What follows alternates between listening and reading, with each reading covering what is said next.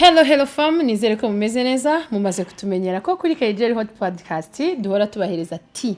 Crack it. So guys, mwe mumeze gute rero as long as noneho twabonye n'abashyitsi bashyashya, urumva twabonye abasabu bashyashya bari abashyitsi, abasangwa rero muze guhereza ikaze abashyitsi bacu.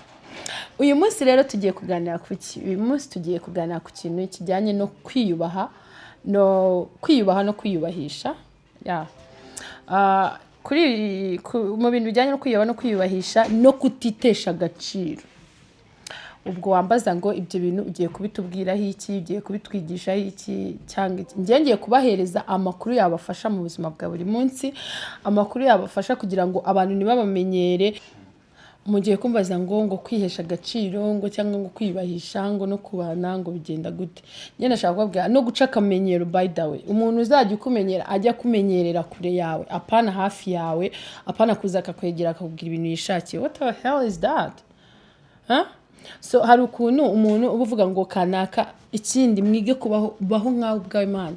Wipfukamira umuntu cyangwa ngo umuntu akugire agutesha agaciro kubera ko ngo ari bwo amafaranga. Urumva ugasanga wenda ngo boss wawe ngo kubera ka kwishyura ngo ibiki, ugasanga arimo aragufata nk'umuntu uciriritse, umuntu uri hasi. Guys, niyo yaba amemba miliyoni, njyewe niyo boss wanjye yaba amemba miliyoni mu byumweru 2 apana no mu kwezi, amemba miliyoni, ariko ashaka kumfata nk'umuntu uri cheap cyane, nk'umuntu yatesheje agaciro, bro, nayareka kuko amafaranga arimo agasuzuguro se yamarira iki? Nyine nanjye nesha agaciro, bituma nawe umbona we niba ari kunesha agaciro wowe uri kubireba ugira ngo ndi insina ngufi nawe wacaho ikoma. No way. Mwige kwiyubaha no kwiyubahisha. Anyway, mwige abakobwa cyane ugasanga abakobwa, urumva, reka rero mbaye story. Abakobwa hari story mutazi mu bijyanye n'ibi bintu ndi kubabwira. Ugasanga umukobwa aratekereza ngo kuba yakora imibonano mpuzabitsina n'umukoresha we bimuhesha agaciro cyangwa biramuzamura mu ntera cyangwa bigira sheri, utuba cheap, uba umuntu wa fake. Buriya ibintu birimo akazi, buriya nushaka gukorera amafaranga, ushaka ibintu wabifashe nk'akazi, urumva, gerageza uko bishoboka kose. Uwo boss sinkubwiye ngo suzugura boss wawe, ariko kuki mutaje no kujijisha? Ngo boss ngo amwima gute, ngo boss ngo nyine ngo boss wari boss ngo mwimye ngashora no kukwirukana mu kazi. What the hell is that? Arabarose cyangwa hoya mwereke ko uriga hari ukuntu ujijisha umuntu ukamwereka ko bishoboka kugira ngo iminsi ibe yicuma, ukajya umwereka ko wana birashoboka kabisa, nzagutamo birashoboka, ukamurusha ubwenge, ukajya umwereka ko bishoboka ariko ntibishoboke, ugahora umwongeza igihe yaruha nawe umamaze gukura maya ko nago mu boss ukigera mu kazi ke naga ahita atangira kukanya kumva ashaka kugira ute niki. So guys, rero nago wakiyubaha, na umuntu wakubaha wowe utiyubashye, kugira ngo umuntu akubahe nuko wowe ubwawe ubanza ukiyubaha. Bavuga ngo nubwo nyine hari igihe simuzi ko amafaranga dusuzuguza pe, amafaranga twese turayakunda, nta muntu udakunda amafaranga, ariko amafaranga hari igihe adutesha agaciro. Hari igihe umuntu avuga ngo, ugasanga nk'umuntu yakubwiye ngo kora iki n'iki kandi ubona ko kigayitse, kandi ubona ko ari ikintu kitaguha agaciro ngo kugira ngo aguhe amafaranga. Ugasanga uri gufata amafaranga ari mu mwanda. Icyo gihe uwo nguwo wayaguhaye akagukoresha icyo ngicyo, azaha n'abandi connection bagenzi be, abwa turiya atiye guko Mana muha amafaranga reka atabikora. Urumva wese bati ngiye twese dukunda amafaranga, ariko nawe kucyaguha amafaranga kucyo ari kutamurusha ubwenge bundi. Ngiye cyane ngamba ndibanda ku bakobwa, kuko abakobwa nibo turi muri nuzimwe. Ikindi abakobwa bajya bavuga ngo kwihesha agaciro Mana biranshimisha. Kwihesha agaciro ntago bisetsa sete, birashimisha. Urumva nkungu abakobwa birwavuga ngo babuze aba boyfriend. Sheri ntago mwabuze aba boyfriend, ahubwo mwitesheje agaciro imbere y'abo ba boyfriend banyu. Nese nshuti yanjye uzahamagara boyfriend wawe umubwiye ngo najye ngo sheri ngo nyine boyfriend wawe ukajya ushaka kaguha amafaranga, wazize ukavuga ngo abasheri barabuze, ngo abagabo barabuze. Boyfriend wawe yaguciye amazi, uzi kwicisha amazi kwa mbere kuri boyfriend wawe, nko gufata boyfriend wawe ukamuhamagara ngo amafaranga ya saro. cyangwa ngo amafaranga ngo yo kujya muri pati runaka. Uzi ukuntu umuhungu agufata abavuga mbega umukobwa udashobora no kwishyurira salo ngo bebe ngo ngeze ku irembo ngo ishyura motari. Abakobwa mwari ibintu byinshi mukora bibatesha agaciro ngo bebe ngo amayinite yarashiranye ngo washyireho ngo amafaranga y'amayinite kuri telefone. Bro uri kwitesha agaciro ntabwo uba ubizi kuri kukitesha ariko uri kukitesha imbere y'uwo muhungu. Eda ashobora kuyaguha ko yakagukunda ariko aba yakubonye mu mutwe. Basi nujya unamusaba jya umusaba ikintu gihenze ikintu gisaba amafaranga nawe utekereza ukumva urayatinya. Ati sheri ndagenda shaka ko unamubwira ibintu bibagirira akamaro mwembe. Ati genda shaka ko tugura wenda imodoka izajya ikora akazi pane yo kugendamo. Oya niyo kugendamo wenda muyifite kuko wenda sheri wawe yabafite amafaranga. Agaciro akambere umuntu ni ukitesha ku giti cyiwe. So mwabakobwa mwe rero mwebwe abakobwa n'umwana murambabaza mwitesha agaciro mukambabaza pe mukambabaza. Umva mbabwire ni gute uvuga ngo abuze sheri ngo cyangwa ngo musheri wa nta mafaranga afite. Kuki uri gushaka amafaranga mbere yo gushaka umutima wawe ubundi wabaye. Umutima wawe urimo amafaranga yego ntago ngubwiye ngo genda ukundane n'umuntu ngo muzagira ikibazo ngo gasanga ngo mwese cyabananiye kugikemura byabacanze mwitabaje undi muntu wa gatatu ariko nanone wishaka umuhungu ukurikira amafaranga none mukirwa muriranga urukundo ngo rwarabuze. Ntago rwabuze sheri mwarananiranye. Nk'ubu ngubu reka ngubwire kwitesha agaciro kambere none ku mukobwa nyine nkuko nari ndi kubabwira gute ushobora kwifata ugahamagara boyfriend wawe ukamubwira nyine buri kantu kose wamuhamagara umusaba amafaranga buri kantu kose umuhamagara umusaba amafaranga. Ubwo si urumva umuhungu we urwo rukundo azarukurahe. Abari no kuguca amazi rega niyo yagenda azagenda kuvuga nabi najya niyo mwatandukana azajya avuga ati uriya mukobwa uramushobora uriya mukobwa ko aba yagufashe nka ATM. Mwige kwihesha agaciro none musaba amafaranga umusaba amafaranga mutera ubwoba nawe akureye mu maso avuga ati ye amafaranga ni menshi ariko kandi mwereka ikintu kizima mugiye kuyakorana we nawe kugira ngo mwubake n'urukundo rukomererwa mujye mugirana n'imishinga mugirana imishinga nimujye gutandukana byange muvuga ati se turatandukana tugabane pasu mukore divorce mutaragoze mariage you know. So rero mwige kwiyubaha utuntu dutoya nk'utwo ngutwo mwabakobwa mwe muhaguruke mushaka akazi ntabwo kabuze wa creating ikintu cyose. Abantu bacuruza online baracuruza kanaga igishoro ntabwo wakibura cyane ko abakobwa baba basabiriza amafaranga gutyo baba banayafite cyangwa usanga bafite ibintu bibinjiriza kuri gahunda zabo. Kugira ngo umuhungu agukunda nakubahe nuko utamwereka ko ari ni mwebwe mutuma mu bahungu banyu babababaza. Urumva asanga ari priority mu buzima bwe asanga wowe ari priority mu buzima bwawe agasanga ari needed cyane mu buzima bwawe kurusha uko wagukeneye ahubwo wowe akavuga ati uyu muntu aranyeneye cyane namukoresha icyo nshaka. Umuntu uri buguhamagara kwaka udufaranga uducericeri ngo amayinite menya ngo umuriro uranshiranye menya ngo uduki turanshiranye mu rugo wa mukobwa. Uwo muhungu uko ugenda umunaniza mu mutwe ntabwo ari kumunaniza ni ukwitesha agaciro. Ari igihe bitari kumunaniza kuko abahungu bose ntabwo bose bafite amafaranga kimwe cyangwa ibiki ariko hari igihe uri gutuma gufata ukundi kuntu avuga ati se uyu mukobwa mutwaye ngana mugira umugore urumva nta kintu kimwe ashoboye gukora kuko ikintu cyose arakinsaba nta kintu kimwe ashoboye kwikorera. Ugasanga umuntu aragukatiye kubera iyo mpamvu just kubera ko nyine abona ikintu cyose ari we utezeho amakiriro urumva akagucunaguza cyangwa akagukoresha. Umuntu wese ufata nkaho ari we ugufitiye ubuzima wese agufiteho ububasha wese akugira igikoresho. Rero ntabwo uzagira ku gaciro bakugize igikoresho ntabwo uzagira ku gaciro bakugize nyine umuntu baboneraho bakinere. Ikindi kintu nshaka kubabwira none se mwe abakobwa ndashaka kubabaza ndashaka ko tuganira ikintu kimwe. Ugasanga umukobwa nakazagira ariko ahora mu nzira ahora agenda n'ahantu wajya ngo umubure mwarangiza ngo mukeneye abagabo. Ibyo bintu mubyihorere mwebwe muri business ahubwo mukeneye gutwika kuko niyo mpamvu mwapfuye mu mitwe muri iyi minsi gusa. Ariko nanone y'abakobwa babonye amafaranga reka mbaye story rero y'ibintu bitangaje. Y'abakobwa babonye amafaranga ntabwo baba bagishaka abagabo. Iyo umukobwa ari gushaka amafaranga ariko yashaka ngo yataye akayabona ahita abona umugabo ntacyo amaze.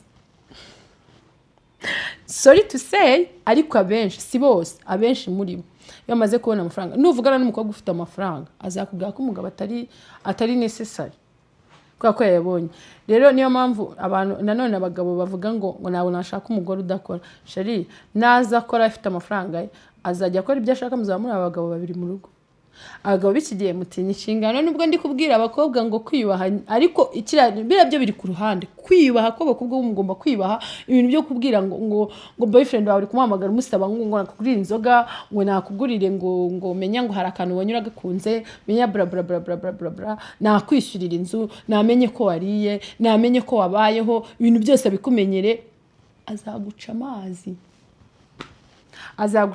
ngo ugiye kumusura ugeze kuri gate uramuhamagaye ngo nakwishyurire moto usiko byaruta ugahamagara umukobwa w'inshuti yawe ukamubwira ati wa mukobwa w'inshuti yanjye we njyewe inshuti yanjye magara nako inshuti zanjye zirabizi njyewe kugira ngo naka umuhungu 10,000 nahamagara inshuti yanjye y'umukobwa nkayaka 10,000 kuko uwo muhungu ahita avuga ati si umukobwa nta n'ikintu akora no kwirirwa asaba amafaranga tu nta kindi kintu guys basi mwige kubaho ku buryo hahandi uzajya wakanashira amafaranga agahita avuga ati ubwa yanyatse arayakeneye cyane ubwa yanyatse mu buzima bwe ntajyanye amafaranga ubwa yanyatse arayakeneye cyane byibuze agire ni anarakara anavuga ati basi kuki utabyinye amafaranga basi we nabikwibariza usiko nyeshari wanjye abinyibariza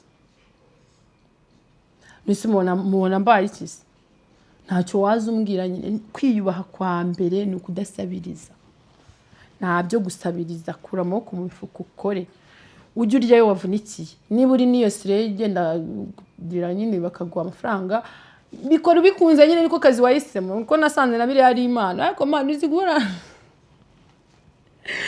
n'abagabo b'ubwoko bwose utanihitiyemo utanakunze wabikoze nk'akazi guys birarushya birarushya niyo mpamvu njyewe hari ibintu bituma nkora cyane pe hari ibintu byinshi bituma nkora kuko uzi ariko kuba umuntu mutaziranye ngo wamugwayemo pasi wenda n'urugero ngo ari Dubai cyangwa ari Nigeria cyangwa ari ngo wamugwayemo pasi ukuri indege ukajya kumureba we mutanaziranye ukajya ugasanga n'urugagiye ukarwihanganira siko umubiri wawe uri kuhura n'umubiri wawe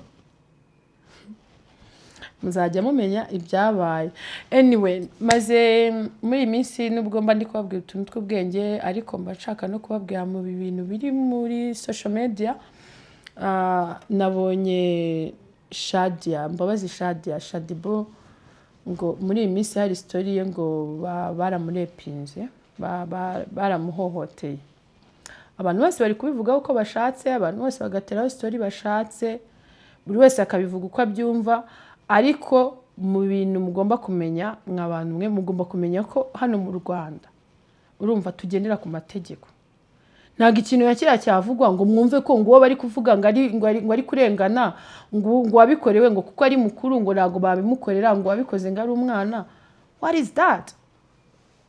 what is that abagore n'abanyantege nke cyo ni icyambere nta ruhande ndi kujya hose ndi bujye ku ruhande ngo rwamuhohoteye uriya muhanzi ni umubyinnyi ni sinzi sinzi nago nzi Yugi umukaraza sinzi ibintu akora neza na nubwo ndi bujye no ku ruhande rwa Shadibu cyane ariko mujye mushyiramo ibintu byo gushyira ku munzani mugereranya ibintu munabyumva ukuntu bitandukanye muraza gutuma nibagira undi bahohotera hano muri industry w'igitsina gore azatinya kubivuga kubera iki ko mwe muri gukritika ibintu man. Okay, anyway, Shadibu, sorry ku byakubayeho ndizera ntago wajya hanze nawe ngo uvuge ibintu nk'ibi ngibi gutyo uzi ko biri bukanduriza izina bitakubabaje mujye mwumva umuntu ko yababaye njyewe agacyu kuko njyewe numva abagore njyewe numva umugore kubera ko abagore abamama n'abantu bo kumva cyane ko umumama ntago muzi ibintu abamama bacamo Skwera umumama ushaka kubyara agahita agira depression kubera gusa kubyara nyine byamuhahamuye kuko kubyara biraremera biraryana ugasanga umuntu yabyaye tamera nk'ubwenge nkaho babutwaye gize ikibazo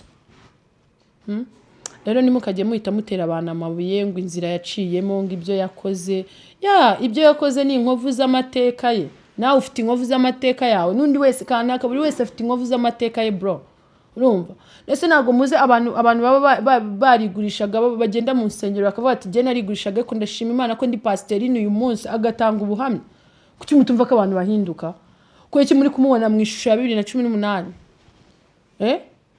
ibaze kugera aho avuga ngo ntago agishaka kwitwa Shadibu ibyo yanabivuze mbere yuko ibi byose biba ashaka kwitwa Mama Africa ashaka bamwita irindi zina ariko irindi zina ariko ntibamwite Shadibu wabuzi ibintu yari ari gufightinga mujye mwumva kandi mwumva ibintu uko biri nimugafatirana abantu mu ntege zabo nkeya cyane ko wumva ko ibihe yari arimo bimuha kuba afite intege nkeya yego nko mama ufite abana agomba guha uburere cyane b'abakobwa afite gushyiraho rido ku tuntu tumwe na tumwe wenda bikaba biza bijya mu buyobozi aho kujya kuri social media kuko social media man muri abakobanyi bro social media abantu bose baba bariho muri abakobanyi kuko uziko n'umuntu ashobora kuba ari gupfukaza ukajya muri comment ugaseka you guys mwisubireho muri gutuma abandi bakobwa bazagira ikibazo nka kiriya bazatinya kuvuga kubera ko bazavuga ko muri bubagire gute muri bubablaminge mukabashyiraho amafuti rego umuntu agiye kuvuga ikintu cyamubabaje anyway ntago mbitindaho ntago mbizi cyane ntago nje kwinjira muri ibyo bintu cyane gusa you guys mugomba understandinga buri muntu wese afite life abayemo life yahisemo nagiriramo n'ikibazo mujye mu understanding urumva mujye mwumva ko ibyo bintu byamubayeho n'undi wese byamubaho so abakobwa rero ndashaka kubabwira ko gusenga n'ibiramba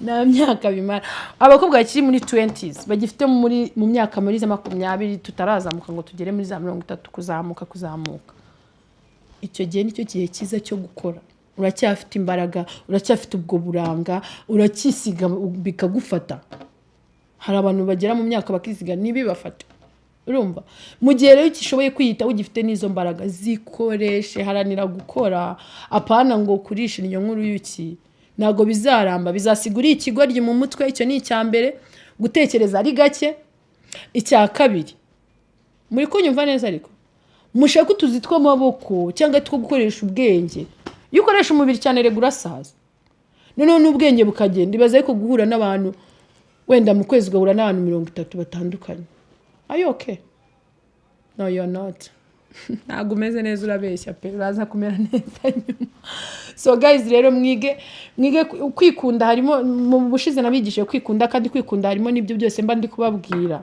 urumva niba uri umukobwa haguruka ukore wikoresha umubiri wirisha inyo nkuru cyariko nisibyo uzabyigira kangahe cyane ko akonga ko nagara akazi keza ni ibintu uzamaramo umwaka umwe imyaka 2 bigahita birangira kabisa life yawe ikabirarangiye njye imihanda ndayizi njagenda mbasharinga story mbasharinge na story yanjye njye story yanjye nyibasharinge hari amabanga menshi ntarababwira sindababwira abantu benshi ntago muzi ko mfite umwana murabizi so rero hari ibintu byinshi mutazi mukeneye kumenya nzagenda mbabwira nimukajye mucikwa n'ikiganiro dusohora buri munsi kuri KJL Hot Podcast habari mutuntu tw'ubwenge uyu munsi niba nta kintu wakuyemo ejo bizakuramo ikintu cya danje you get ko turi hano kugira ngo dusharing ibitekerezo namwe muri comment mu sharing utundi tu idea mu mbwati kano kantu kabari sawa you get so guys rero nakagaruka kuri KJL Hot Podcast tugomba kubana